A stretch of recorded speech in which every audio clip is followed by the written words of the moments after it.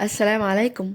وصفة النهاردة يا جماعة وصفة مميزة جدا لأنها مليانة خير وبركة ودفى، وأكيد ليها ذكريات عندنا كلنا، وهي من وصفات الزمن الجميل. هنعمل النهاردة القرقيش يعني هشة وخفيفة من جوه وكمان مقرمشة كده من بره، وبيدوب كده في البق دوبان. هنعملها النهاردة بطريقة سهلة وبسيطة خالص، وكمان مقاديرها متوفرة عندك في البيت. وهنعرف مع بعض ازاي تكون معانا هشة وخفيفة كده جدا من جوه وكمان مقرمشة من بره، وطعمها احلى واجمل واوفر كمان بكتير من انك تشتريها من بره. يلا بقى لايك وشير الفيديو ده على طول، وكمان لو لسه مش مشتركين في القناة اشتركوا فيها وفعلوا جرس التنبيهات علشان يوصل لكم الاشعار بالوصفات الجديدة. تعالوا بينا نبدأ. هنسمي الله، وزي ما اتفقنا مع بعض في اول الفيديو النهارده مقاديرنا بجد سهله وجدا وبسيطه. معايا هنا طبق عميق هضيف فيه كوبايه من الميه الدافيه، وكمان هضيف معلقه كبيره من الخميره الفوريه، ومعايا كمان معلقتين كبار من السكر، وهضيف كمان معاهم كده رشه صغيره من الملح. هقلبهم بقى كده كويس جدا مع بعض حوالي كده دقيقتين لحد الخميره ما تدوب معايا تماما. بس كده بعد ما قلبنا بقى الخميره والسكر ورشه الملح الصغيره مع بعض، لو انت بقى متاكده من الخميره بتاعتك ومجرباها كده كذا مره زيي اشتغلي بيها على طول. هبدا اضيف كده السمنه. معايا هنا كوبايه الا ربع من السمنه، انا مسيحاها كده بسيط يعني دافيه كده خالص. ومعايا كمان ربع كوبايه من الزيت، هضيفها بقى معاهم وهقلبهم بقى كده كويس جدا مع بعض. بعد ما ضفت السمنه والزيت وقلبتهم كده دقيقتين مع باقي المكونات، هبدا اضيف معايا هنا الدقيق. معايا نص كيلو من الدقيق، واستخدمت النهارده دقيق يا جماعه متعدد الاغراض. هبدا اضيفه كده لخليط المواد السائله، وهضيف عليه معايا هنا معلقه صغيره من بيكنج باودر، وكمان معايا معلقه كبيره من حليب باودر او اللبن باودر. معلقه الحليب هنا يا جماعه ممكن نستغنى عنها عادي، هي بس بتدي تيست او طعم زياده للقرقيش بتاعتنا النهارده. هبدا بقى اقلب كده بالسباتشا او معلقه بالشكل ده لحد الدقيق ما يختفي معايا تماما.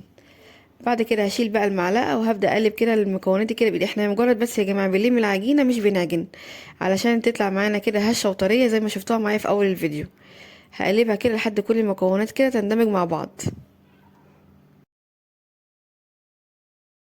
وبس كده بعد بقى ما لميت العجينه بتاعتي وبقت معايا بالشكل ده كده، عجينه القرقيش بقت جاهزه معايا.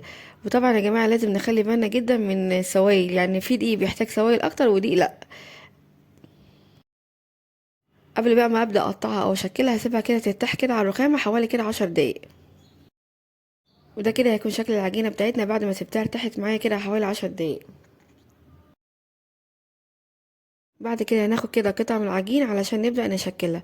هفردها كده على الرخامة بإيدي كده بسيط، وبعد كده هبدأ ألفها رول بالشكل ده. بعد ما لفيناها هرجع افردها بإيدي بسيط بالشكل اللي حضراتكم شايفينه معايا ده. نحاول كده نفردها أو نسويها على قد ما نقدر. بعد ما فردناها بالشكل ده هنبدأ بقى نجيب النشابة وندوس عليها كده بسيط بالشكل اللي حضراتكم شايفينه معايا ده. معايا بقى هنا سمسم. السمسم بقى يا جماعه بيديها طعم حلو جدا وكمان شكلها بيكون جميل.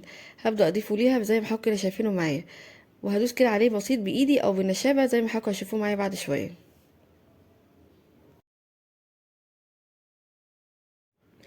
وبس كده اي بقى قطعه عندنا نجيبها بقى، وانا هبدا كده اساوي الاطراف بالشكل دوت علشان بس شكلها يكون منتظم معايا والحجم بتاعها يكون متساوي. هساويها بقى من الطرفين زي ما حضراتكم كده شايفينها. بعد بقى ما اسويها هبدا بقى اقطعها. التقطيع هنا بقى يا جماعه زي ما انتوا عايزين، ممكن تكبروها عن كده او تصغروها زي ما انتوا عايزين، بس بصراحه حجمها ده كان مناسب جدا.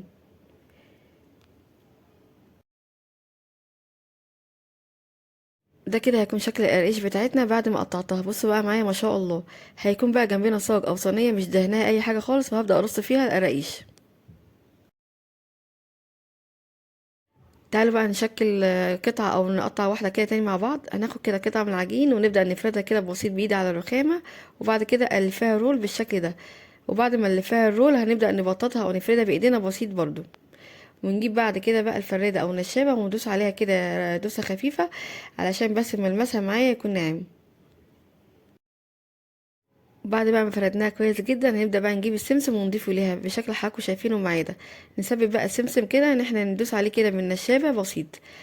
هجيب بقى القطاعة بتاعتنا ونساوي بقى الاطراف علشان شكلها كده يكون منتظم معايا. وبعد كده هبدأ اقطعها.